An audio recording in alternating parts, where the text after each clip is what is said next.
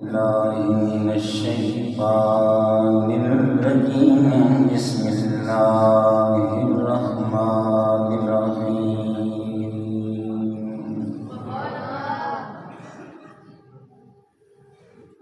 قال الله تبارك وتعالى في كلامه المجيد وفي الفرقان الحميد. يا أيها الإنسان ما غرك بربك الكريم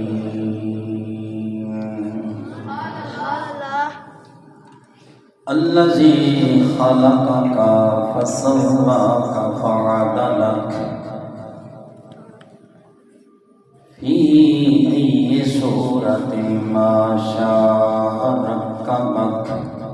صدق الله مولانا العظيم وصدق رسوله النبي الأمي الأمين الخليل الكريم. سارے آباد درود پاک. اللہم صلی علی سیدنا و مولانا و ملجانا و مہوانا محمد وعلا وَأَصْحَابِهِ أَجْمَعِينَ.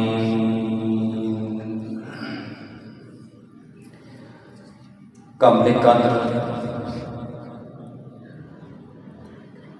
حضرات سامعین ذی احتشام،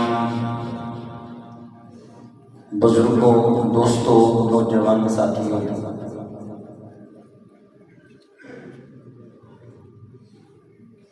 اللہ تعالیٰ قرآن حکیم کے اندر انسان کو اس کی اوقات کے حوالہ سے یاد دہانی کروا کے فرما رہا ہے، یا ایھا الانسان ما غرک بربک الکریم. اے انسان، تجھے اس چیز نے اس کریم رب سے دھوکے میں رکھا ہے. ہوتا تو یہ ہے کہ جو عنایات کرے، جو کچھ دیا کرے، یا جو کوئی تمہارے ذات کو سہارا دے، اس کے ساتھ جواباً وفا کی جاتی ہے، بھلائی کی جاتی ہے. رب فرماتا ہے کہ میں نے تو تجھے بنایا، میں نے تو تجھے دنیا کے اندر تیرا تعارف کروایا، لیکن تو کیا ستم کر رہا ہے، تو کیا زیادتیاں کر رہا ہے. یا ایھا الانسان ما غرک بربک الکریم. تو بتا کون سی چیز ہے جو تجھے رب سے، اس کریم رب سے دھوکے میں رکھے ہوئے ہے. پھر اللہ تعالیٰ انسان کو یہ بتاتا ہے کہ تجھے پیدا کرنے والا کوئی ایرا غیرہ نہیں ہے، ہم نے تجھے پیدا کیا ہے. بندہ بھول جاتا ہے، رب نے اسے یاد کروایا، فرمایا الذی خلقک فسواک. فرمایا اللہ نے تجھے پیدا کیا ہے، تجھے علم ہے، تجھے یاد ہے، تیری فکر ہے، تیری سوچ ہے کہ تجھے رب نے پیدا کیا ہے. میرے دوستو، اللہ تعالیٰ نے انسان کو اپنی قربت میں لانے کے لیے، اپنے جوار میں لانے کے لیے کتنا سونا ڈھانگ، کتنا کمال ڈھنگ اور کتنا خوبصورت رنگ اپنایا کہ انسان کو اپنے قریب بلایا. ہے کوئی اس سے قریب، ہے اس سے بڑا کوئی رحمت شیار، ہے اس سے بڑا کوئی کرم کی چادر تاننے والا کہ جس نے سب کچھ دینے کے باوجود پھر اتنے پیار بھرے لہجے میں بلایا. او میرے بندے، تجھے کون سی چیز دھوکے میں رکھے ہوئے، ہمارے نیڑے کیوں نہیں آتا، ہمارے قرب میں کیوں نہیں آتا. آج ہم مسلمان ہیں اور در در کے تھکے مسلمان قوم کے نصیبوں میں آ گئے. دنیا میں سب سے کبھی سب سے خوبصورت سب سے اعلیٰ قوم مسلمان قوم ہے. اتنا کوئی بھی بختور نہیں، اتنا کوئی مذہب بھی عزت والا نہیں جتنی عزت مسلمان بندے کے قدموں اور قلبوں کو چاٹتی ہے. لیکن مسلمان ہونے کے ناطے آج ہم نے اپنی عظمت رفتہ، وہ پرانی عظمت جس کو ہمارے اکابر اسلاف بزرگوں نے حاصل کیا تھا، آج ہم نے اس کے پڑ کچے اڑا دیے. اور آج موجودہ کیفیت یہ ہوتی جا رہی، جوں جوں سائنسی زمانہ، ٹیکنالوجی کا دور عروج پر چلا جاتا ہے، تو مسلمان غیر مذہب لوگوں کا بے دام غلام بنتا جا رہا ہے. یہودیوں، عیسائیوں، زرتشتوں اور ان لوگوں کو جو دنیا کے اندر گئی گزری قومیں تھیں، ان قوموں کا آج مسلمان محتاط نظر آتا ہے، نوکر نظر آتا ہے. اس کی کیا وجہ ہے؟ اب دیکھیے نا، ملک پاکستان کے لوگ مسلمان ہیں، الحمدللہ اسلامی جمہوریہ پاکستان ہے، لیکن یہاں کے لوگ فارن جاتے ہیں، بیرون ممالک جاتے ہیں، وہاں پر جا کر خدمت کرتے ہیں یہودیوں کی، انگریزوں کی، عیسائیوں کی، اور وہ جواباً انہیں دولت دیتے ہیں. بتائیے کہیں ایسا بھی ہوا کہ کوئی انگریز مسلمانوں کے گھر میں نوکر رہا ہو؟ کہیں ایسا بھی ہوا کہ کوئی یہودی کسی غلام کے گھر میں ملازم بن کر رہ رہا ہو؟ تو کیا وجہ ہے؟ اس نبی کا کلمہ پڑھنے والے آج در در کے دھکے کھا رہے ہیں. اس نبی کا کلمہ پڑھنے والے آج لوگوں کے بے دام غلام بنے ہوئے ہیں. حالانکہ یہ قوم تو وہ قوم تھی جو قدموں کی ٹھوکر کسی پتھر کو مارتے تو وہ پتھر بھی نگینہ بن جاتا تھا. یہ تو وہ قوم ہے جو مٹھی میں کنکریوں کو دباتے تھے تو اس سے چشمے جاری ہوتے تھے. لیکن کیا وجہ ہے آج اس امت کو، اس قوم کو کہاں سے نظر لگ گئی؟ کیسے یہ بگڑ گئے؟ اس کی وجہ یہ ہے میرے دوستو، حال مسلمانوں والا، ظاہر ڈھنگ مسلمانوں والا، قال مسلمانوں والی، لیکن حالت مسلمانوں والی نہیں رہی. آج مسلمان دوغلاپن کا شکار ہو گیا، دو رخا ہو گیا. حضور نے ایک بکری کی مثال دی اور منافق کی پہچان کروائی.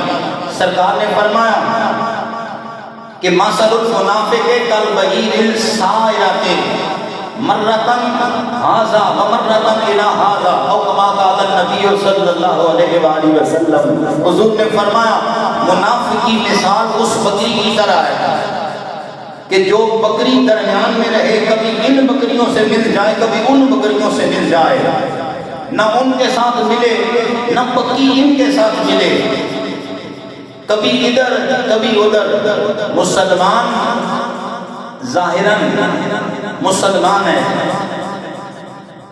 اس کا وجود مسلمانی والا ہے اور اس کا قول وہ بھی مسلمانی والا ہے، لیکن اندرون خانہ کچھ نہیں. خطابات ہوتے ہیں، تقریریں ہوتی ہیں، لوگ سنتے ہیں کان دھر کر، سر دھنتے ہیں، محبت کرتے ہیں خطیبوں سے، علماء سے، لیکن مسئلہ وہاں جا کر بنتا ہے جب عمل کی دنیا کے راہی کوئی نہیں پیدا ہوتے. صرف زبانی کلامی خطاب کرنے والے بھی الا ماشاءاللہ اور سننے والے بھی الا ماشاءاللہ عمل کے دھنی ہیں، عمل کے راہی ہیں. اکثر و بیشتر بس صرف اور صرف ایک رسم رہ گئی، ایک طریقہ رہ گیا اور رسماً یہ کام کیے جا رہے. میرے دوستوں کبھی وہ وقت تھا جب آج کا ایک پکا نمازی بندہ مدتوں نماز پڑھتا ہے لیکن اس کے چال ڈھال تبدیل نہیں نظر آتے. پکا نمازی آدمی 5 گانا نماز پڑھنے والا لیکن اس کے طور اتوار، اس کا سلیقہ، اس کا بیٹھنا اٹھنا، اس کا لوگوں کے ساتھ لینا دینا اگر وہ قابل تحسین نہیں بنتا تو بتاؤ وہ نمازی کس لیے بنا اور کس نبی کریم کی سنت پر عمل کرنے کا وہی متوالا کہلاتا ہے۔ حالانکہ نماز تو ہر برائی سے بچانے کا ذریعہ اور آلہ ہے۔ بولو، بے حیائی سے بولا بچاتی ہے، اور بندہ نماز بھی پڑھتا ہو اور فحاشی کے دھندے کا ٹھیکیدار بھی ہو تو سمجھ لیں کہ ہم نمازی نہیں بنے، یہ ایک رسم پوری کی جا رہی ہے۔ میرے دوستو، رب فرماتا ہے یا ایھا الانسان ما غرک بربک الکریم، اے انسان بتا تو صحیح اس کریم رب سے کون سی ہے تجھے دھوکے میں رکھ دیا۔ حضرت عمر کا دور ہے، لوگوں میں الگ مقام پر نماز پڑھنے کے لیے طریقہ کار یہ ہے کہ جہاں مرد بھی نماز پڑھیں، عورتیں بھی ہوں، وہاں آگے مرد کھڑے ہوں، ان کے پیچھے بچے کھڑے ہوں، اور ان کے پیچھے صف بن جائے خمسہ مشکل، جو لوگ خسرے ہوتے ہیں وہ کھڑے ہو جائیں اور عورتیں ان کے پیچھے کھڑی ہو جائیں۔ طریقہ تھا کہ نماز پڑھنے کے لیے عورتیں آ جائیں۔ ایک انتہائی خوبصورت عورت، حسن و جمال کی رہنا، حسن و جمال کی پیکر، وہ بھی نماز پڑھنے کے لیے آ رہی۔ راستے میں ایک اوباش آدمی کھڑا ہے، ایک دن بھی اسی طرح، دوسرا دن بھی اسی طرح، تیسرا دن بھی اسی طرح، متواتر کئی دن گزر گئے۔ اس جوان نے ٹکٹکی باندھ کر اس عورت کے چہرے کو دیکھنا شروع کر دیا۔ ایک دن وہ پھوٹ پڑی، کہنے لگی جوان تجھے شرم نہیں آتی؟ روزانہ میرے سامنے کھڑا ہو کر یوں تو پتھر کا ایک پہاڑ بن کر کھڑا ہوتا ہے، تجھے پتہ نہیں کہ ایک عورت گزر رہی ہے اور تو مسلمان کہلاتا ہے؟ اس نے کہا میں اپنے دل کے ہاتھوں ہار چکا ہوں اور مجھے تیری صورت سے محبت اور پیار ہے، لہٰذا مجھے کوئی مہم ڈال، میں مہم پوری کرنے کے لیے تیار ہوں، لیکن تو میری بن جا۔ اس عورت نے اس سے سونا نہیں مانگا، چاندی نہیں مانگی، جواہرات کا سوال نہیں کیا۔ اس نے کہا میرے حسن کے پجاری اور مجھ سے محبت کرنے والے ایک چھوٹا سا کام تو کر۔ 40 دن حضرت فاروق اعظم کے پیچھے نمازیں پڑھ، کہنے لگی اور کچھ شے نہیں مانگوں گی، نہ مجھے تجھ سے مال چاہیے، نہ منال چاہیے، نہ دولت چاہیے، نہ ثروت چاہیے، نہ مجھے دنیا کی جاہو حشمت چاہیے، بس ایک کام تو کر۔ 40 دن لگاتار اس امام عادل کے پیچھے نماز پڑھ۔ بولو کس کے پیچھے؟ بول دیجئے، کہہ دیجئے رضی اللہ تعالیٰ عنہ۔ اس نے سوچا، وہ تو جوان تھا، جذبات تو ہوتے ہیں، اس نے کہا یہ بھی کوئی کام ہے، میں نماز پڑھوں گا 40 دن تو یہ پلک جھپکنے میں گزر جائیں گے، اور میں نماز پڑھوں گا 40 دن گزریں گے تو میں اس کو حاصل کر کے رہوں گا۔ میرے دوستوں نمازیں شروع کر دی۔ وہ عورت دیکھتی رہی کہ 40 دن 5 گانا نماز پڑھنے والا بندہ روزانہ اس راستے سے گزر کے جا رہا ہے۔ 40واں دن گزرا، عشاء کی نماز ہوئی، وہ عورت راستے میں کھڑی تھی۔ حضرت فاروق اعظم فرماتے ہیں، حضرت فاروق اعظم کے پیچھے نماز پڑھنے والا وہ مرد جب گزرا تو وہ عورت بن سمر کر راستے میں کھڑی ہو گئی، لیکن آج گزرنے والا گزرا، مجال ہے کہ نظریں اوپر ہوں، شرم و حیا سے نظریں جھکی ہوئی ہیں، آنکھوں سے آنسوں کی برسات جاری ہے۔ اس عورت نے بلا کر کہا او جانے والے، تو مجھ سے محبت کے بہت بڑے نغمے گاتا تھا، مجھ سے پیار کے دعوے کرتا تھا، میں تجھے بلا رہی، آج میں تیری بننے کے لیے تیار ہوں، لیکن کیا وجہ ہے کہ تو میری جانب ایک نظر اٹھا کر دیکھنے کے لیے تیار نہیں؟ وہ کہنے لگا اے خدا کی بندی، جس فاروق اعظم کے پیچھے نماز پڑھی ہے اس نے میرے دل کی دنیا کو بدل کر رکھ دیا ہے، میرے دل کی دنیا بدل چکی ہے، اب تیری ضرورت نہیں، تیرا حسن بنانے والے رب کی چاہت ہے، اب تیری ضرورت نہیں، اب میرے دل میں شمع روشن ہے، اس مدینے کے سلطان کی ہے یا اس مدینے مدینے کے سلطان رب ذوالجلال کی محبت ہے، اب میرے دل کے اندر جو محبت کا دریا بہتا ہے وہ تجھے کون دکھائے؟ میرے دوستو، آج ہمارے معاشرے میں خطابات سنے جاتے ہیں، میں یہ نہیں کہتا، میں نے پہلے عرض کیا اللہ ماشاءاللہ خطاب ہوتے ہیں صبح بسا، کبھی یہاں کبھی وہاں کبھی وہاں، جا بجا خطاب سنے جاتے ہیں، لیکن عمل کی دنیا میں راہی بہت کم نظر آتے ہیں۔ وہ معزز سے زمانے میں مسلمان ہو کر اور تم خار ہوئے تار کے۔ آج ہمارے معاشرے کے اندر اتنی آگ لگی ہے، اتنی آگ لگی ہے کہ عمل کی دنیا کے کوئی پجاری نظر نہیں آتا، حالانکہ وقت تھا جب وقت آشنائیوں کا تھا۔ آج ہم جتنا آگے جاتے ہیں مسلمان، خدا کی قسم ذرا پیچھے مڑ کر دیکھ، کتنا تابندہ، کتنا روشن اور کتنا درخشاں، کتنا آبدار اور کتنا موتیوں سے زیادہ چمکنے والا تیرا ماضی ہے، وہ اتنا روشن تھا۔ آج ہم نے اپنے اکابر کا، اپنے سلف صالحین کا پلہ چھوڑ دیا، ہم سمجھتے ہیں کہ ہم سب کچھ ہیں، ہم ہی سب کچھ ہیں۔ میرے دوستوں، میرے بھائیوں، حضرت امام احمد، بولو کیا ہے، امام محمد رحمت اللہ تعالی علیہ، یہ امام ابو حنیفہ رحمت اللہ تعالی علیہ کے شاگرد ہیں، اور یہ کیا ہے، کیا نام ہے؟ امام محمد رحمت اللہ تعالی علیہ، آپ کا وصال ہو گیا۔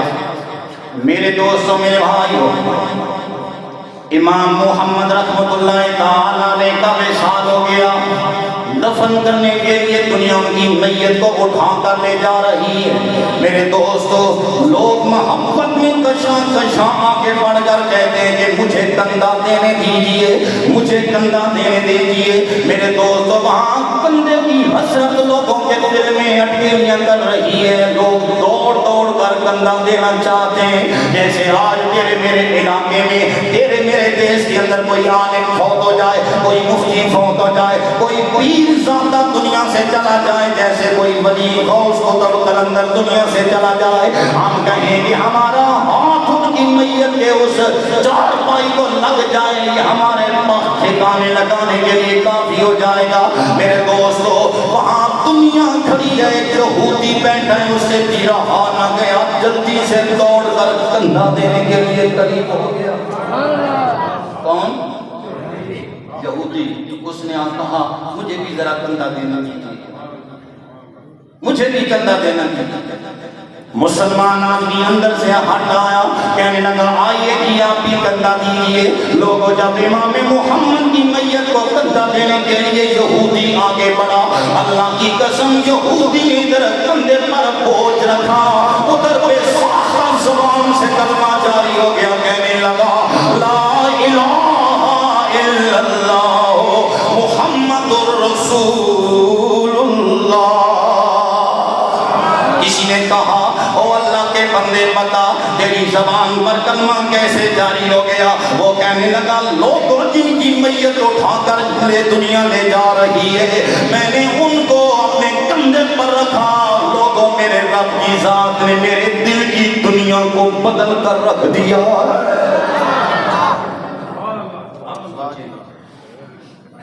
6 فٹ کا زندہ لمبا چوڑا قد کاٹ کا مولوی اگر 2 گھنٹے بیان کرے، بندے کسی کے آنکھ میں آنسو نہ آئے، اور وہاں ہمارے اسلاف کی، ہمارے اکابر کی میت ہو، لوگوں کو کلمہ پڑھتا دے، تو کیا جور ہے ان میں؟ ان کے اندر رب کی ذات پاک نے کیا رکھا ہے؟ میرے دوستو، ایک ہی بات ہے، جو وہ زبان سے کہا کرتے وہ دل سے کیا بھی کرتے، وہ زبان اپنی استعمال کرتے تو دل کی بولی بول دیتے۔ یہ نہیں ہے کہ زبان کہتی ہے یہ کرو یہ کرو یہ کرو، لیکن دل کہتا ہے بس لوگوں کو کہنے کے لیے ہی ہے، لوگوں کو کہہ دوں گا، لوگ کریں نہ کریں۔ نہیں میرے ویر، میرے بھائی، اللہ کی قسم مسلمانی یہ ہے، میرا رب فرماتا ہے یا انسانو ما غرک بربک الکریم، و انسان کس کچھ دل نے تجھے دھوکے میں رکھا کیسے سمجھ آئے گی؟ کب تو سمجھے گا؟ کب تیری عقل ٹھکانے لگے گی؟ ہر کوئی مستے مئے ذوق تن آسانی ہے، تم مسلمان ہو یہ انداز مسلمانی ہے۔ اقبال کہتا ہے تم مسلمان ہو یہ انداز مسلمانی ہے، حیدری فقر ہے نئے دولت عثمانی ہے، حیدری فقر ہے نئے دولت عثمانی ہے۔ وہ کہتے ہیں حیدری فقر نہیں رہا، حضرت عثمان جیسی دولت کا وہ آج نشہ نہیں رہا۔ دنیا کے پاس دولت تو ہے لیکن کیا کیفیت ہے؟ ہر کوئی اپنے من میں مست ہے اور اپنی ذات کو راضی کر رہا، وہاں کیفیت کچھ اور ہے۔ رسول گرامی ایک ذات ہیں، بولو آج ان کا دیا ہوا کلمہ چوک پٹوری میں دنیا پڑھ رہی ہے، بتائیے میرے نبی کریم نے کوئی لوگوں کو دوائیاں کھلائی ہیں؟ نہیں، میرے نبی نے جو کوئی بات کی ہے وہ سچی کہہ کر صداقت کا جام دنیا کو پلایا ہے۔ پتھروں کی دنیا میں رب کی ذات نے اپنے محبوب کو پیدا کیا، اپنوں ڈیٹ علاقوں میں پیدا نہ کیا، امریکہ میں، لندن میں، فرانس میں، یورپ کی دنیا بڑی بڑی امیر وہاں نہیں پیدا کیا۔ محبوب کو پتھروں والے یہ بے گزرے علاقے تھے، مکہ مکرمہ، سنگلاخ پہاڑیاں اور وہاں کالے سیاہ پتھروں کے ان ماحول میں اللہ تعالیٰ کی ذات پاک نے اپنے یار کو پیدا کیا، لیکن نبی کریم کے زبان سے جب بات نکلتی تھی تو لوگوں کی قسمتیں بدلتی تھیں اور لوگ اس بات کو مانتے تھے۔ دیکھیے کسی بات کا حکم سرکار نے دیا وہ آج تک ہم میں پہنچ رہا، تو اس میں میرے نبی کریم صلی اللہ علیہ وآلہ وسلم کا کمال تو ہے نا۔ بولو حضرت جنید بغدادی رحمۃ اللہ تعالی علیہ، بولو کیا نام ہے؟ جنید بغدادی رحمۃ اللہ تعالی علیہ، آپ نے اپنے مرید کو اپنے قریب بلا کر فرمایا میرے مرید یہ صندوق اٹھاؤ اور اٹھا کر یہ دریائے دجلہ میں ڈالا۔ اٹھاؤ، اس مرید نے وہ صندوق اپنے سر پر رکھا، اٹھا کر لے جانے لگا۔ وہ دیکھتا ہے کہ صندوق میں وزن تو کوئی نہیں نظر آتا، لیکن شیخ نے حکم فرمایا لے جاؤ اسے دریائے دجلہ میں ڈال دینا، لیکن ایک کام کرنا اس میں سے دیکھنا نہیں ہے کیا، دیکھنا نہیں ہے اس میں کیا رکھا ہے، بس اس کو لے جاؤ۔ وہ مرید اٹھا، اس نے وہ صندوق اٹھا کر دریا کے کنارے پر پہنچا۔ وہاں پر جب اس نے وہ صندوق دریائے دجلہ کے کنارے سے اندر پھینکا، وہاں کھڑا ہو کر دیکھتا رہا کہ جہاں وہ صندوق پڑا نا، جہاں صندوق اس نے پانی میں ڈالا تھا، پانی وہاں سے شک ہو گیا، لگتا تھا جیسے پانی نے اس صندوق کو اپنی آغوش میں لے لیا ہے، اپنی جھولی میں لے لیا ہے، اسے محبت کرنے لگا ہے۔ جس طرح کسی بچے کو ماں اپنی گودی میں لے لیتی ہے، یوں اس صندوق کو پانی پھٹ گیا اور وہ صندوق اس پانی کے اندر آ گیا۔ اس دیکھنے والے مرید کے رنگ فق ہو گئے، سوچنے لگے کہ میرے پیر نے مجھے منع کیا تھا دیکھنا نہیں ہے، لیکن اس میں راز کی بات ہے، دیکھ تو نہیں سکتا لیکن اپنے مرشد گرامی سے سوال تو کر سکتا ہوں، پوچھ تو سکتا ہوں۔ گئے اپنے پیر کی بارگاہ میں، عرض کرنے لگے حضور والا دل میں بڑی حسرت ہے، دل میں تمنا ہے، میں نے صندوق کو دیکھا اب مجھ سے رہا نہیں جاتا، وہ جذبات میرے کنٹرول میں نہیں ہے، مہربانی فرمائیں مجھے یہ بتا دیں کہ اس صندوق میں کیا تھا۔ حضرت جنید فرمانے لگے پوچھ کر ہی رہے گا، کہنے لگے حضور کرم ہو جائے، عنایت ہو جائے۔ آپ فرمانے لگے میرے بیٹے میں نے 12 سال لگاتار رات دن کر کے ایک کتاب لکھی ہے۔ کیا فرمایا؟ میں نے 12 سال لگاتار محنت کرنے کے بعد ایک کتاب لکھی ہے۔ کتاب لکھی تا چکی، پھر میں سوچتا رہا کہ اس میں کوئی غلطیاں بھی ہوں گی، اس میں کوئی کمی کجی بھی رہ گئی ہوگی، اس میں کوئی اغلاط ہوں گی، ان کی درستگی بھی تو کرنی چاہیے۔ کہنے لگے پھر 12 سال میں نے ان کی نوک پلک جھپکنے میں اور نوک پلک سیدھی کرنے میں گزار دیے۔ 12 سال لکھنے میں اور 12 سال صحیح کرنے میں 12 سال گزر گئے. کہنے لگے کہ پھر میرا دل کیا کہ اب یہ کتاب لوگوں کے اندر متعارف کرواؤں اور لوگوں کو بتاؤں کہ یہ جنید نے لکھی ہے. لیکن من کہنے لگا جنید یہ کتاب تو دنیا کو دے گا، کیا دنیا میں قرآن نہیں ہے؟ کہتے ہیں میں سوچنے لگا جب رب کا قرآن موجود ہے تو رب کے قرآن کی موجودگی میں میری کتاب کی حیثیت ہی کیا ہے، میری کتاب کا مرتبہ ہی کیا ہے. کہتے ہیں 12 سال مجھے یہ سوچتے سوچتے گزر گئے کہ 12 سال لکھنے میں گزرے، 12 سال اس کی اخلاق صحیح کرنے میں گزر گئے، 12 سال فکر کرنے میں گزر گئے. بالآخر فیصلہ یہ کیا کہ قرآن کے ہوتے ہوئے جنید کی کتاب کی کوئی ویلیو نہیں ہے. کہنے لگے میں نے سوچا کہ اسے دریائے دجلہ میں ڈال دیتا ہوں. دریائے دجلہ میں فرمایا وہ جو تجھے صندوق میں نے اٹھوایا تھا نا وہ اور کوئی نہیں تھی، وہ جنید بغدادی کے ہاتھوں سے لکھی ہوئی ایک کتاب تھی. وہ دریا میں پہنچی ہے تو دریا کا کلیجہ بھی ہلا کے رکھ دیا ہے اس نے، اور دریا کو بھی بتایا ہے کہ کسی مرد کلندر کے ہاتھوں سے نکلا ہوا شاہکار ہوں. اور اس نے دریا کو بھی بتایا ہے کہ کوئی مرد کلندر اپنے ہاتھ سے سیاہی لکھے، سیاہی سے لکھے تو وہ سیاہی بھی جانداروں سے زیادہ کام کرنے والی ہوتی ہے. لیکن آج بتا میرے ویر، یہاں ایک نہیں بات کرتا، آج ہمارے ہاں کیا کچھ نہیں ہوتا. 1 گھنٹہ ہم ناخوانی سنتے ہیں اور حالت یہ بنی ہے کہ ڈسکو ڈانس طرزوں پر ہم نے نعتیں بنائی، ہم نے سنی، وہاں جھنکار نظر آتی ہے، لوگوں نے ڈھول رکھ لیے نعتیں سنانے کے لیے.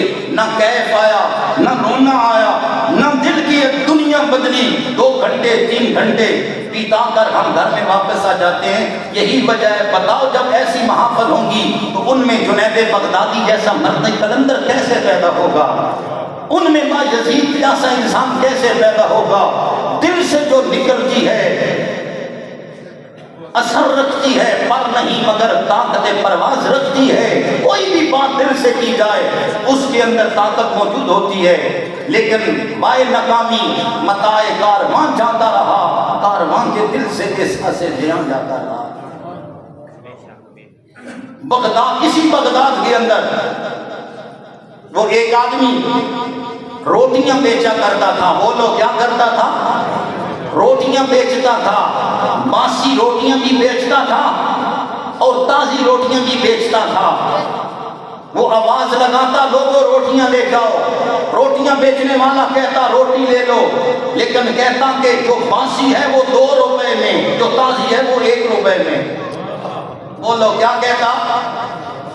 کہتا کہ اے دنیا والو روٹی بیچ رہا ہوں، باسی روٹی بھی میرے پاس موجود ہے. اور کہتا کہ میں نے تازی روٹی بھی بنا رکھی ہے، لیکن لوگوں یاد رکھنا جو باسی روٹی ہے وہ میں نے 2 روپے میں بیچنی ہے، اور جو روٹی میں تازی پکا کر لایا اس کا ریٹ کم ہے، اس کا ریٹ وہ 1 روپے میں. کسی نے ان کے کندھے پر ہاتھ رکھا، کہنے لگے او مجنو تو کیسی باتیں کر رہا ہے، باسی روٹی کی قیمت کم ہونی چاہیے اور جو تازی روٹی ہے اس کی قیمت زیادہ ہونی چاہیے. یہ تیرا فلسفہ ہمیں سمجھ نہیں آیا، یہ تیری فکر ہمیں سمجھ نہیں آئی. خدا کی قسم وہ فقیر پھوٹ پھوٹ کر رونے لگا. اس نے کہا دراصل وجہ یہ ہے کہ جو باسی روٹی ہے وہ کل کی ہے، جو تازی ہے وہ آج کی ہے. ارے ملنگ ہمیں بتا باسی 2 روپے میں کیوں فروخت کر رہا ہے؟ وہ کہنے لگا باسی لوگوں کل بنائیے، اس کا زمانہ میرے نبی کے زمانے سے زیادہ قریب ہے. وہ 1 دن پہلے کی ہے نا تو میرے نبی کریم کے زمانے کے زیادہ قریب ہے، اور جو تازی ہے وہ آج بنی. لیکن آج ہمارے اندر یہی قوت آ گئی، آج ہمارے اندر یہی فکر آ گئی. ہم نے جدید زمانے کو اپنی زندگی کا اوڑھنا بچھونا سمجھا. ہم یہی سمجھ رہے کہ یہ ٹکنا ٹیکنالوجی ہمیں بہت بڑی بلندی پر لے جائے گی. نہیں میرے پیر، یہودی اور انگریز جتنے آئندہ زمانے کی جانب جائیں اس میں ہی ان کی بھلائی ہے، لیکن تیری بھلائی اس میں ہے کہ ذرا پیچھے چلا جا دیکھ حضرت عثمان غنی کی زندگی کو. اور میرے پیر تیری بھلائی اسی میں ہے کہ پیچھے چلا جا ذرا دیکھ حضرت حیدر کرار کا اوڑھنا بچھونا کیا تھا. تو آئندہ وقت کے لیے نہیں، جتنا آگے جائے گا تمہیں اندھیرا نظر آئے گا، اور جتنا پیچھے مڑ کے دیکھے گا اتنی روشنی نظر آئے گی. بولو کیا آئے گی؟ اتنی روشنی اور تابناکی نظر آئے گی. لیکن اب کون مسلمان آدمی کو سمجھائے؟ یہ ہے تو کلمہ پڑھتا، لیکن غلامی انگریزوں اور یہودیوں کی ہو رہی ہے. یا ایھا الانسان ما غرک بربک الکریم. او انسان کون سی چیز ہے جو تجھے رب کے قریب نہیں ہونے دے رہی؟ وہ کون سی قوت ہے جو تجھے کریم رب سے بچھاڑے ہوئے ہے، دور کیے ہوئے؟ او میرے ویر آج وقت ہے، مرنا تیرے قریب ہے. کوئی عشق کی بات کیا کر، اپنے من میں رسول گرامی کا عشق جلا، اور عشق ایسا مچل جائے جو تیری زبان سے بات نکلے وہ صرف زبان کی نوک سے نہیں، وہ دل سے نکل جائے. دل کی بات ہو. بولو کیا ہو؟ دل کی بات. کسی بندے کو آپ صرف صحیح طور پر سمجھائیں، بھائی یہ کام اس طرح کرو، یہ اس طرح کرو، لیکن اس کو دل سے یہ بات سمجھائیں. یہ نہ کریں کہ اس کو میں صرف رسمن کہہ رہا ہوں، رسم پوری نہ کریں.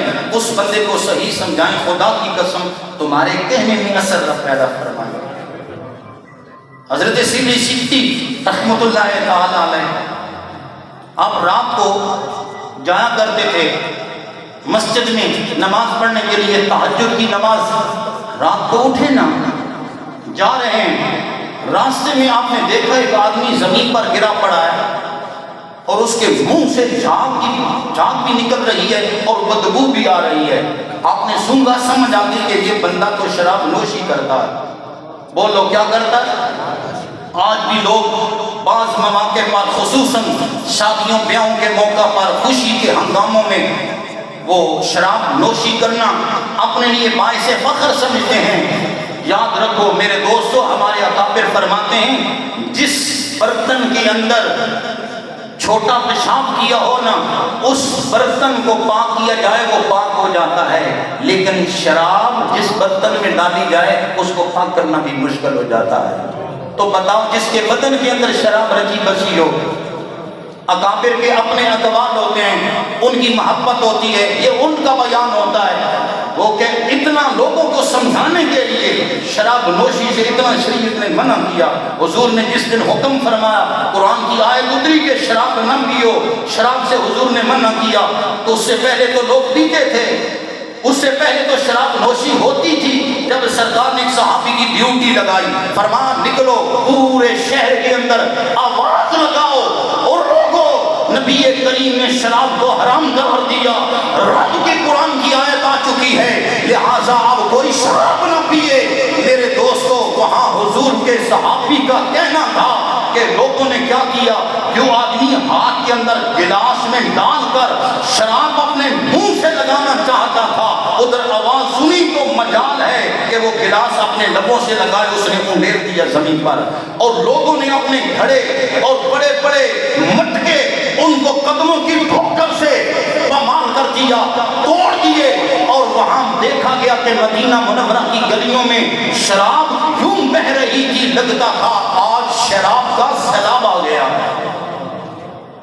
حضور نے ایک صحابی کو صرف خبر دے کر بھیجا تھا، فرمایا لوگوں کو بتاؤ کہ آیت آ چکی ہے شراب نہیں پینا. تو جو شراب کے رسیاں ہیں وہ سمجھے ان کا ٹھکانہ کہاں ہے. تو حضرت سیدی سکتی رات کو اٹھے، نکلے، آپ جا رہے ہیں، آدمی گرا پڑا ہے، دیکھا کہ اس کے منہ سے جھاگ نکل رہی ہے، بدبو بھی آ رہی ہے.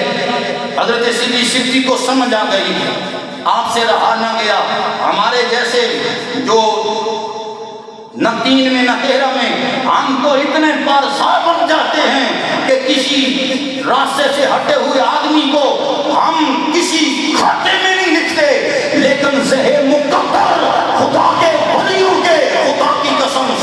پینے والا شراب کا رسیا بنتا ہے، لیکن سری سکتی کے دل میں چوٹ لگی، فرمایا یہ میرے نبی کا امتی ہو، یہ جہنم میں چلا جائے، میں جنت میں چلا جاؤں، اس کو کیوں نہ میں سیدھے راستے پر لگاؤں۔ اپنا رومال اتار کر اس بندے کا منہ صاف کرنے بیٹھ گئے۔ وہاں سری سکتی، خدا تیری قبر پر کروڑوں رحمتیں کرے، سری سکتی نے اس بندے کا منہ صاف کر دیا، منہ صاف ہو گیا۔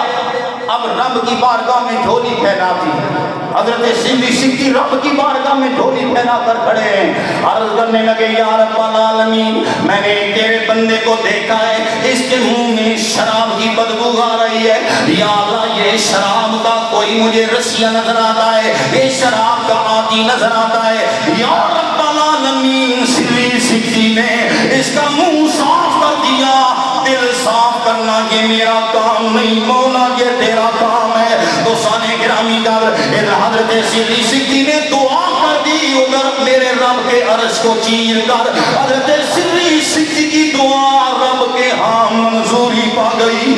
اگلا دن آیا، حضرت سری سکتی تہجد کے وقت مسجد میں گئے، آپ فرماتے ہیں لوگوں میں نے دروازہ کھولا، میں نے وہاں آہیں سنی، اتنا قلب میں کوئی بندہ رو رہا ہے، اتنا قلب میں کوئی بندہ رو رہا ہے، فرمانے لگے مجھ سے رہا نہ گیا، میری چیخیں نکل گئی، میں نے سوچا کتنا عظمتوں کا دھنی انسان ہے جو رات کے پچھلے پیر میں خدا کے لیے رو رہا ہے۔ حضرت سری سکتی فرماتے ہیں میں انتظار میں بیٹھ گیا، چہرہ تو دیکھوں کون عزتوں کا متوالا، کون عزتوں کا دھنی ہے، کون اتنے بختوں کا سکندر ہے۔ فرماتے ہیں جب اس نے سجدے سے سر اٹھایا، میری نظر اس کے چہرے پر ٹکی، میں نے دیکھا کہ وہی بندہ ہے جس کا کل میں نے منہ صاف کیا تھا، جس کا کل میں نے منہ صاف کر دیا تھا۔ میرے پروردگار نے آج اس کا بخت کنارے لگا دیا۔ ہم ساری زندگی تقریریں کرتے رہتے، میں اپنی بات کرتا ہوں، بندہ کوئی نہیں سمجھتا تو سمجھ لیں یہ میری بھی خامی ہے، سننے والوں کی بھی خامی ہے کہ وہ ان چیزوں کو صرف رسم قبول کرتے ہیں، اور وہ یہ سمجھتے ہیں کہ یہ رسم ہے، خطاب ہو جائے بس ظاہراً سر دھن دیا جائے اور نشہ ہو کہ خطیب صاحب کا گلا کتنا کام کرتا ہے، یہ دل میں ہو کہ کانوں کا نشہ پورا ہو جائے اور کانوں کا چسکا پورا ہو جائے۔ نہیں میرے بھائی، یہ خطاب اس لیے تھے کہ کسی انسان کے دل کی ڈور مدینے والے سے لگا دی جائے۔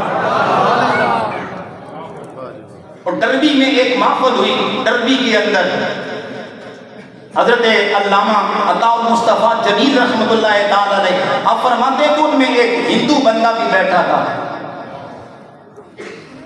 سکھ تھا، وہ کہنے لگا کہ مجھے بھی نبی کی نعت پڑھنے دو۔ لوگ محفل میں نعتیں پڑھ رہے تھے، لوگوں نے کہا آئیے آئیے آپ بھی نعت پڑھیے۔ وہ آیا، اس نے آ کر سپیکر پر کھڑے ہو کر نعت پڑھنی شروع کر دی۔ وہ کہتا ہے میرا کملی والا جہانہ دا والی، کیا کہتا ہے بولو، میرا کملی والا جہانہ دا والی، وہ ستے زمینہ آسمانہ دا والی، ستے زمینہ آسمانہ دا والی، وہ روحاں دا راکھا تے جسماں دا والی، میرا کملی والا جہانہ دا والی، یتیمہ فقیراں مسکینہ دا راکھا، خدا بھی نہ موڑے تدی جس کا آخا، اور توراتاں زبوراں قرآن دا والی، میرا کملی والا جہانہ دا والی۔